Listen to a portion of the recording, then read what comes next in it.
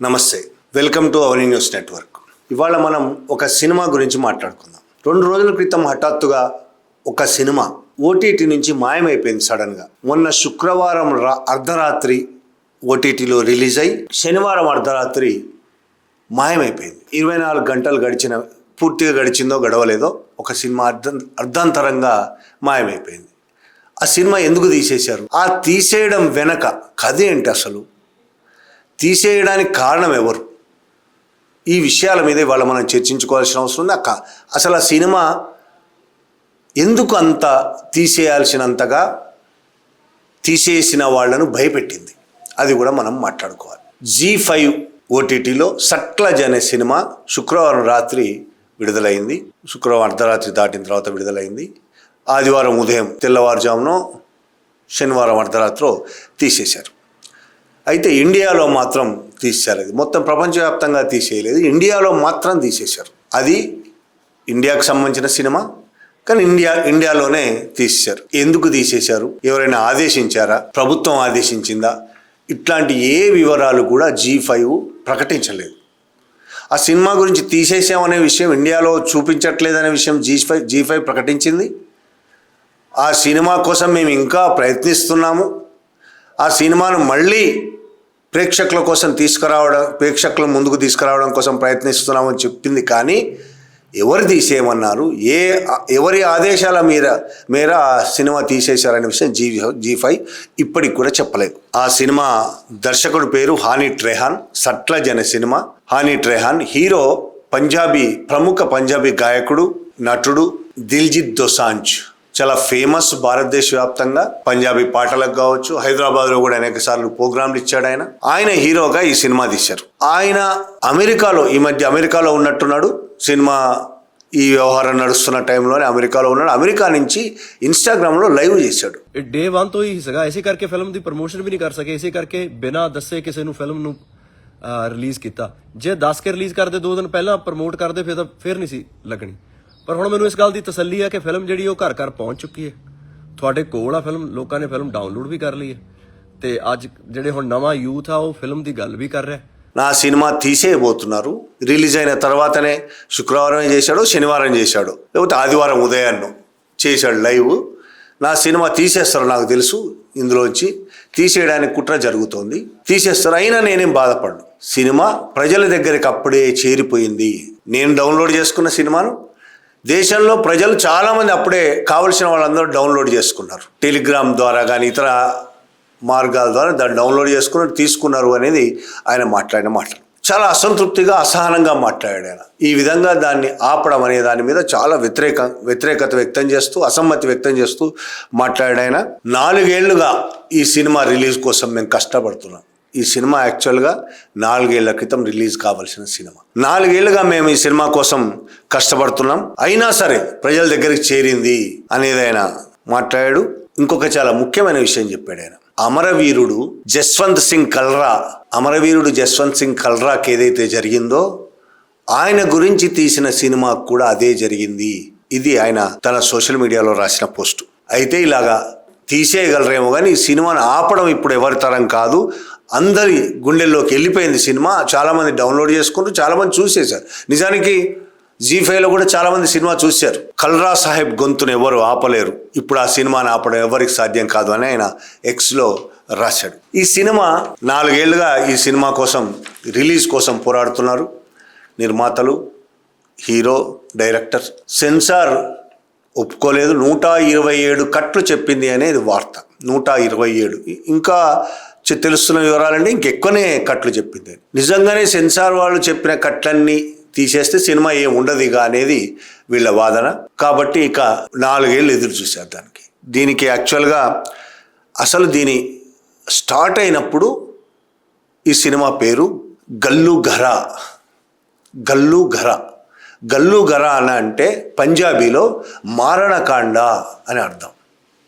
మీకు కొంత అర్థమై ఉంటుంది దేని గురించిన సినిమాను. మారణకాండ అనే అర్థం. గల్లుగర ఆ తర్వాత 95లో జరిగిన సంఘటనల ఆధారంగా తీసిన సినిమా కాబట్టి పంజాబ్లో 1995లో జరిగిన 95 ఆ ప్రాంతంలో జరిగిన సంఘటనల ఆధారంగా తీసిన సినిమా కాబట్టి పంజాబ్ 95 అనే దాని పేరుగా ప్రచారమైంది. ఆ పేరే పెట్టారు. తర్వాత 4 ఏళ్లుగా ఆ పేరుతోనే సెన్సార్లో ఆగి ఉన్నది.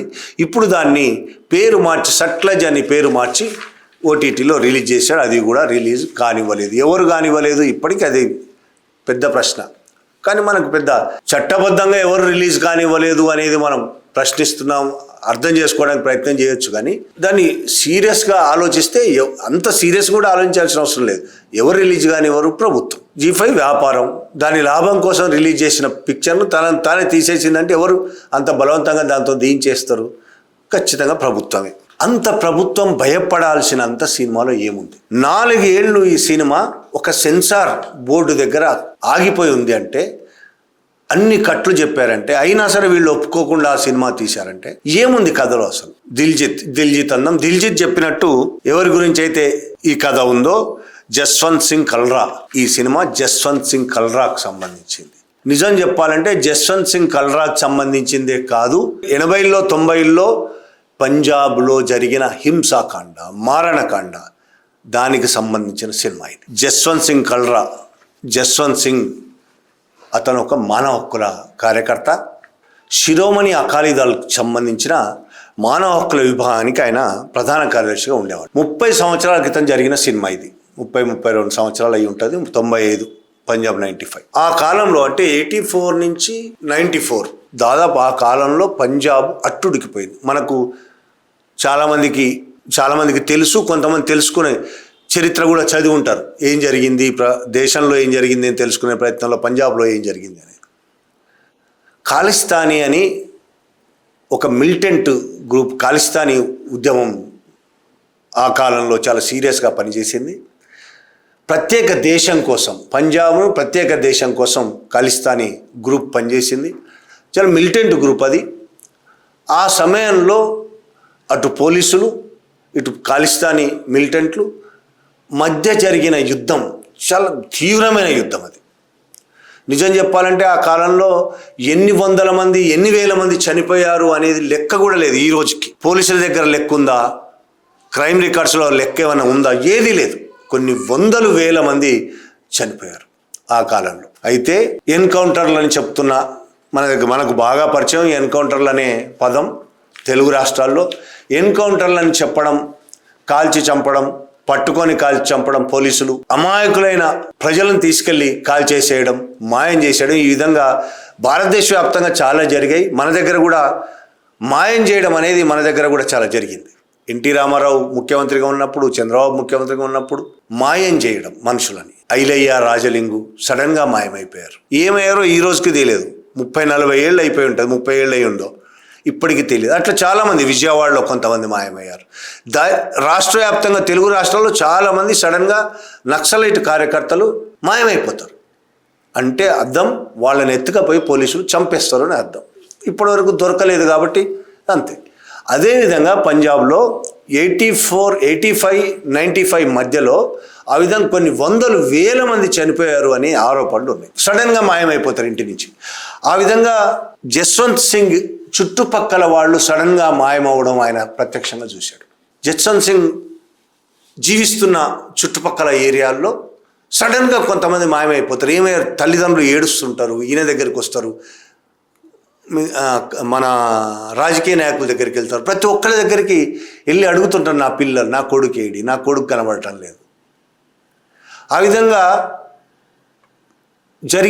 జరుగుతున్న సంఘటనలన్నీ జస్వంత్ సింగ్ చూస్తూ ఉన్నాడు. చాలా సంఘటనలు చూస్తూ ఉన్నాడు, వింటూ ఉన్నాడు. పంజాబ్ వ్యాప్తంగా జరుగుతున్నది తన చుట్టుపక్కల జరగడంతో ఆయన ఒక్కసారి ఏం జరుగుతోంది ఆయనకు అర్థం కాలేదు. ఎందుకు ఈ విధంగా మాయమైపోతున్నారు? ఆయన నిజంగా వృత్తిరీత్యా బ్యాంకు ఉద్యోగి, కానీ శిరోమణి అకాలీదళ్లో మానవ హక్కుల విభాగానికి ప్రధాన కార్యదర్శిగా ఉన్నాడు. అంతేకాకుండా మనిషిగా కూడా ప్రజల పట్ల చాలా సున్నితంగా వ్యవహరించే మనిషి జస్వంత్ సింగ్. దాంతో ఆయన వెంటనే ఈ విధంగా పిల్లలు మాయమైపోవడం, యువకులు మాయమైపోవడం, తల్లిదండ్రులు గర్భశోకం చూశాడు ఆయన. దాంతో ఆయన పని మొదలుపెట్టాడు. అసలు ఎట్లా, ఎందుకు మాయమైపోతున్నారు, మాయమైపోయిన వాళ్ళు ఏమవుతున్నారు తెలుసుకోవడానికి అహోరాత్రులు కష్టపడ్డాడు. ప్రతిరోజు తిరిగాడు. ఆయనతో పాటు కొంతమంది ఆయనకు సహకరించిన వాళ్ళు ఉన్నారు. ఒక్కడు కూడా ఉన్న సందర్భంలో ఒక్కడు కూడా ఒంటరిగా కూడా ఆయన అనేక శ్మశానాలు తిరిగాడు. శ్మశానాలకు వెళ్ళి రికార్డ్స్ రాసుకున్నాడు. ఈ 10 ఏళ్లుగా ఎన్ని శవాలు వచ్చినాయి, వాళ్ళ పేర్లేంటి, పేర్లు తెలిసినాయా లేవా, తెలిస్తే పేర్లు తెలిసినాయి. అట్లా రకరకాల అనేక శ్మశానాలు తిరిగాడు, అనేక చోట్లకు తిరిగాడు. అనేక ఏళ్ల పాటు ఆయన చాలా పెద్ద ఎత్తున పనిచేసి అన్ని పనులు వదిలేసి ఆయన ఇదే పని మీద దాపు కొన్నేళ్ల పాటు పనిచేశాడు. పనిచేసి ఒక రిపోర్ట్ తయారు చేశాడు.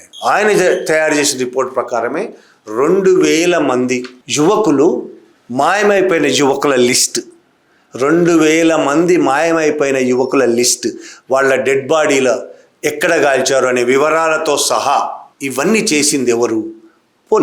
పోలీసులు అనేక రకాల కారణాలు, తమకు ఇష్టం లేని వాళ్ళను, ప్రభుత్వానికి ఇష్టం లేని వాళ్ళను, రాజకీయ నాయకులకు ఇష్టం లేని వాళ్ళను, అసమ్మతి గళం వినిపించే వాళ్ళను, ప్రశ్నించే వాళ్ళను, ప్రశ్న అంటేనే పాలకులకు వ్యతిరేకం కాబట్టి అట్లా ప్రశ్నించే వాళ్ళందరినీ పట్టుకెళ్ళడం, చంపేయడం, ఎక్కడ కనిపించదు చంపేసినట్టు. ఆ విధంగా ఆయన కష్టపడి మొత్తము ఒక రిపోర్టు తయారు చేసి దేశవ్యాప్తంగా అనేక జాతీయ వేదికల మీద ఆయన ఆ రిపోర్ట్ను బయటపెట్టాడు, మాట్లాడాడు, అనేక మందికి ఇచ్చాడు. అంతేకాదు అంతర్జాతీయ వేదికల మీద కూడా ఆయన తన రిపోర్ట్ను బహిర్గతం చేశాడు. అమెరికాలో, కెనడాలో, ఇతర దేశాల్లో, బ్రిటన్లో, ఐక్యరాజ్య సమితి దగ్గర కూడా, ప్రతి దగ్గర అనేక దేశాల్లో అంతర్జాతీయంగా కూడా ఈ రిపోర్ట్ని ఆయన వివరాలతో, సాక్ష్యాలతో సహా ఆయన బయటపెట్టాడు.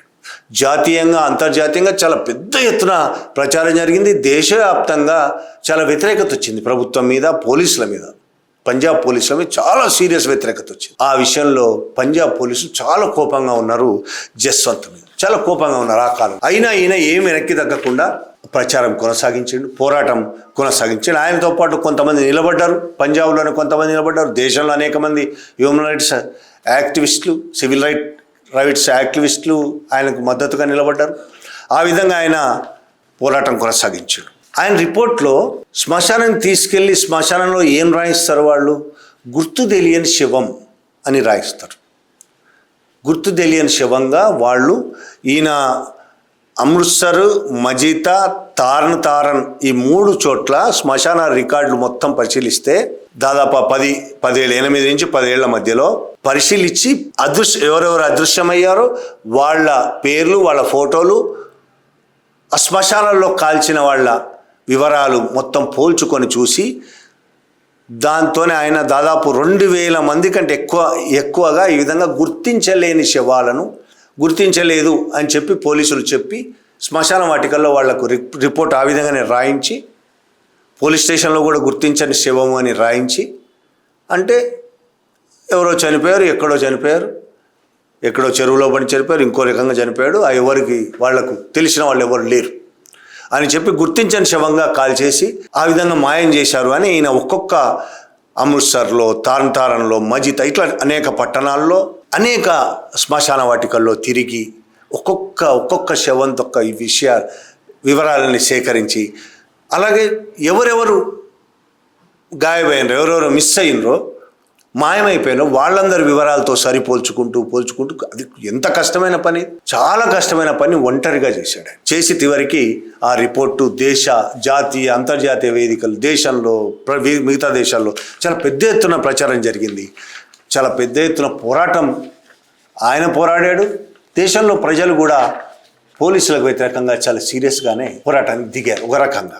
ఈ సమయంలోనే 1995లో సెప్టెంబర్ 6వ తేదీ ఆయన ఇంటి ముందు కారు గడుక్కుంటున్నాడు. కొంతమంది వచ్చారు, సడన్గా ఆయన ఎత్తుకొని వెళ్ళిపోయారు.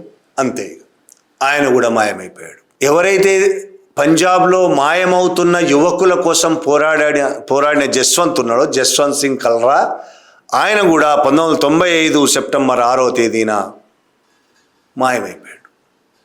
ఎత్తుకెళ్ళిపోయిన వాళ్ళు పోలీసులే అని ప్రత్యక్ష సాక్షులు చెప్పి, పోలీసు డ్రెస్సుల్లో లేరు వాళ్ళు, పోలీసు వెహికల్లో రారు. మనకు కూడా తెలుసు, తెలుగు రాష్ట్రాల్లో కూడా ఇది చాలా మామూలు విషయం. మొన్న ఏపీ నుంచి ఇక్కడికి వచ్చి కేవీఆర్ అనే అతను అరెస్ట్ చేసినప్పుడు పోలీస్ డ్రెస్సుల్లో లేరు వాళ్ళు, పోలీసు వెహికల్ కూడా కాదు. అట్లనే మన పోలీసులు అరెస్ట్ చేయడం అనేది చట్టవిరుద్ధంగా ఇట్లా అరెస్టులు కూడా కాదు, ఎత్తుకెళ్ళిపోవడం, కిడ్నాప్ చేయడం, దాన్ని అరెస్ట్ అనాలా? డ్రెస్సులో లేకుండా, వారెంట్ లేకుండా సొంత పోలీస్ వెహికల్ కాకుండా తీసుకెళ్ళిపోవడం కిడ్నాప్ అనే కదా అంటాం. అట్లా ఆయనను 1995 సెప్టెంబర్ 6వ తేదీన ఆయన ఇంటి ముందు నుంచి కిడ్నాప్ చేసి తీసుకెళ్ళిపోయారు. కథం, ఆయన మళ్ళీ కనబడలేదు. వాళ్ళు పోలీసులే అనే చుట్టుపక్కల ఆయనను ఎత్తుకెళ్ళిపోతుంటే చూసిన వాళ్ళు చాలామంది వాళ్ళు పోలీసులే అని ఖచ్చితంగా చెప్పారు, సాక్షులు, ప్రత్యక్ష సాక్షులు. అయితే ఆయన ప్రాణాలతో తిరిగి రాలేదు. పంజాబ్ వ్యాప్తంగా దీని మీద చాలా పెద్ద గొడవ జరిగింది. దాంతో తప్పనిసరి పరిస్థితుల్లో సిబిఐ రంగంలోకి దిగాల్సి వచ్చింది. సెంట్రల్ గవర్నమెంట్ సిబిఐని రంగంలోకి దింపింది. ఆయన భార్య, అనేక మంది మానవ హక్కుల, పౌర హక్కుల కార్యకర్తలు, హక్కుల సంఘాలు ఆయన మాయంలో నిజాలు బయటకు తీయడం కోసం ప్రయత్నం చేశారు, పోరాడారు. దాంట్లో భాగంగా సిబిఐ దీని మీద విచారణ జరిపి చాలా రోజులే విచారణ జరిపింది. విచారణ జరిపి రిపోర్టు కూడా ఇచ్చింది. పోలీసులే అతన్ని కిడ్నాప్ చేసి తీసుకెళ్ళి చంపేశారు అనేది సిబిఐ ఇచ్చిన రిపోర్ట్. ముందు అనేక నెలల పాటు ఆయన అక్రమ నిర్బంధంలో ఉంచుకున్నారు. ఆయన అనేక హింసల పాలు చేశారు. గోర్లు బీకారు, కొట్టారు.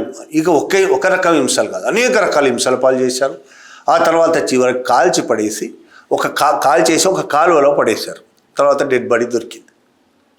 సిబిఐ ఇది తేల్చింది, కేసు పెట్టారు.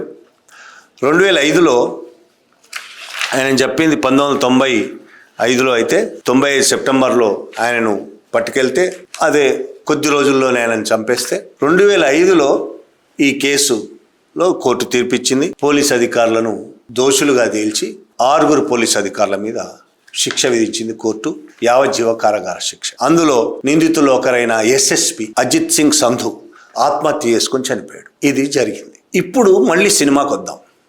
సట్లజన సినిమా ఇదే నేను ఇప్పుడు చెప్పిన కథనే ఇంకా లోతుగా, మరింత విస్తారంగా, మరింత వివరంగా 3 గంటల పాటు, 2.5-3 గంటల పాటు సినిమా తీశారు. దిల్జిత్ దోసన్ జస్వంత్ సింగ్గా అందులో నటించాడు. ఆ సినిమా ఇప్పుడు రిలీజ్ కాకుండా ఆపడం ఎందుకు? సంవత్సర కాలంగా ఆ సినిమాకు ఎందుకు సెన్సార్ సర్టిఫికెట్ ఇవ్వలేదు? ఎందుకు అన్ని కట్లు చెప్పారు? దీనివల్ల ఎవరికి నష్టం?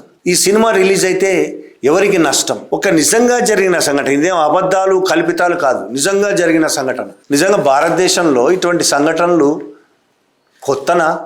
మన తెలుగు రాష్ట్రాల్లో ఇలాంటి సంఘటనలు చాలా జరిగాయి. చాలామంది మానవ హక్కుల కార్యకర్తలను చంపేశారు. మన దగ్గర రకరకాల పేర్లతో చంపేయచ్చు. పోలీసులు చంపేయాలని రూల్ ఏం లేదు. పోలీసులు ఏర్పాటు చేసిన నల్ల దండు ముఠాలు, నయీం ముఠాలు, ఇంకా రకరకాల వాళ్ళు ఎవరైనా చంపేయచ్చు. గద్దర్ లాంటి వ్యక్తి మీద కూడా కాల్పులు జరిపారు. పోలీసులే కాల్పులు జరిపారని గద్దర్ స్వయంగా చెప్పినా ఏమీ జరగలేదు. జాపా లక్ష్మారెడ్డి పౌర హక్కుల నాయకుడు, అతన్ని చంపేశారు. ఆజం అలీ పౌర హక్కుల నాయకుడు, పురుషోత్తం పౌర హక్కుల నాయకుడు, ప్రభాకర్ రెడ్డి, డాక్టర్ రామనాథం అయితే పోలీసులే అందరూ చూస్తుండగా పోలీసులే వెళ్ళి ఆయన క్లినిక్లోకి వెళ్ళి కాల్చి చంపేశారు. వరంగల్లో ఆయన చిన్నపిల్లల స్పెషలిస్ట్ డాక్టరు, చాలా పేరున్న డాక్టర్. పోలీసుల పిల్లలు కూడా ఆయన దగ్గరికి వెళ్తారు. ఆ రోజుల్లో 80sలో చాలా ఫేమస్ డాక్టర్, చిన్నపిల్లల డాక్టర్. అంత గొప్ప పేరున్న డాక్టర్, పౌర హక్కుల నాయకుడు. అతని పౌర హక్కుల కోసం మాట్లాడే వాళ్ళను, పౌరులకు న్యాయంగా దక్కాల్సిన హక్కులు దక్కాలని, పోలీసులు వాళ్ళ హక్కులను కాలరాస్తున్నారని మాట్లాడే వాళ్ళ పట్ల ఈ దేశ పాలకులు ఎలా ఉంటారు అనడానికి ఒక్క జస్వంత్ సింగ్ కేసే కాదు, దేశంలో అనేక కేసులు ఉన్నాయి. ఇందాక చెప్తారు డాక్టర్ రామనాథం అన్యాయంగా కాల్చి చంపేశారు. ఆయన ఇప్పటివరకు తేలవు కేసులు, కానీ జస్వంత్ సింగ్ కేసు కనీసం తేలింది, పోలీసులకు శిక్ష పడ్డది. ఇదే విషయము జరిగిన కథనే ఒక సినిమాగా తీసి రిలీజ్ చేస్తే ఎందుకు ప్రభుత్వాలకు భయం? ఇది పార్టీలకు సంబంధించిన వ్యవహారం కాదు. అప్పుడున్నది కాంగ్రెస్, ఇప్పుడున్నది బీజేపీ. మరి కాంగ్రెస్కు వ్యతిరేకత కదా వస్తుంది, కాంగ్రెస్ మీద బీజేపీకి ఏం కాదు కదా అని మనం అనుకోవాల్సిన అవసరం లేదు. పాలకులందరూ ఒకటే, అది బీజేపీయా కాంగ్రెసా పెద్ద తేడా ఏం లేదు. పార్టీ పేర్లు తేడా తప్ప పాలకులు సేమ్ టు సేమ్. ఎవరి ప్రయోజనాల కోసం పనిచేస్తున్నారు? పాలకులు ఎవరి ప్రయోజనాల కోసం పనిచేస్తున్నారు? పోలీసులు ఎవరి ప్రయోజనాల కోసం పనిచేస్తున్నారు? అది అతి ముఖ్యమైనది. వేలాది మంది ప్రజలను చంపిన ఈ పోలీసుల నిజ చరిత్రను ప్రపంచం ముందు పెడితే, ఈ దేశం ముందు పెడితే దేశ ప్రజలు తెలుసుకుంటే పోలీసుల పట్ల ఏ విధమైన అభిప్రాయం ఏర్పడుతుంది అనేది వాళ్ళ ఆలోచన కావచ్చు. కానీ కొత్తగా పోలీసుల పట్ల ఏర్పడాల్సిన అవసరం ఏం లేదు. పోలీసుల పట్ల ఎలాంటి అభిప్రాయం ఉందో, ఈ రోజు ఈ దేశ ప్రజలకు పోలీసులు అంటే ఎట్లాంటి అభిప్రాయం ఉందో ఒక్కసారి సర్వే చేస్తే తెలుస్తుంది. అది కూడా పోలీసులతో చేయించొద్దు. ప్రభుత్వం తలుచుకుంటే పోలీసులతో చేయిస్తుంది సర్వే. కాబట్టి ఇది రిలీజ్ అయినంత మాత్రాన ఎవరి ప్రయోజనాలు దెబ్బతింటాయి, ఎవరి ప్రయోజనాల కోసం దీన్ని ఆపారు? పోనీ బహిరంగంగా దీన్ని నిషేధిస్తున్నామని చెప్పి ప్రభుత్వం ఆపిందా? కాదు. ఇంత రహస్య పద్ధతుల్లో ఆపడం ఏంటని? ప్రభుత్వం చట్ట ప్రకారం ప్రవర్తించడం కూడా ప్రభుత్వానికి చేత కావడం లేదు, చట్ట ప్రకారం కూడా ప్రవర్తించట్లేదు, రాజ్యాంగబద్ధంగా ప్రవర్తించడం లేదు. నిజం చెప్పాలంటే ఓటీటీలో చట్ట ప్రకారం రిలీజ్ చేయడానికి సినిమా సెన్సార్ సర్టిఫికేట్ అవసరం లేదు, అది ప్రభుత్వమే చెప్పిన విషయం. మరి ఓటీటీలో తీయించింది కదా, తీయించింది ప్రభుత్వమే అనే విషయం G5 ఓటీటీ సంస్థ చెప్పలేదు. మేము తీయించాము, బ్యాన్ చేసాము అనే విషయం ప్రభుత్వం చెప్పలేదు. ఎందుకు ఇంత రహస్యము? ప్రభుత్వం తీయించకుండా G5 తీస్తుందా? ఆ విషయం కూడా కనీసం చెప్పకుండా G5 ఎవరి కోసం దాస్తున్నది? ఏం చెప్పింది G5? సట్లజ్ సినిమా మేము గట్టిగా అండగా నిలుస్తాం, బలమైన కథలు సమాజంపై ప్రభావం చూపుతాయి, అలాంటి కథలకు మేము ఎప్పుడు మద్దతు ఇస్తూనే ఉంటాం అని చెప్పి ప్రస్తుత పరిణామాల దృష్ట్యా తదుపరి ప్రకటన వచ్చే వరకు ఈ చిత్రం భారతదేశంలో అందుబాటులో ఉండదు. ఈ చిత్రాన్ని తిరిగి ప్రేక్షకుల ముందుకు తీసుకురావడానికి చట్టబద్ధమైన ప్రక్రియ ద్వారా సాధ్యమైన అన్ని మార్గాలను అనుసరిస్తానని ప్రకటించింది G5.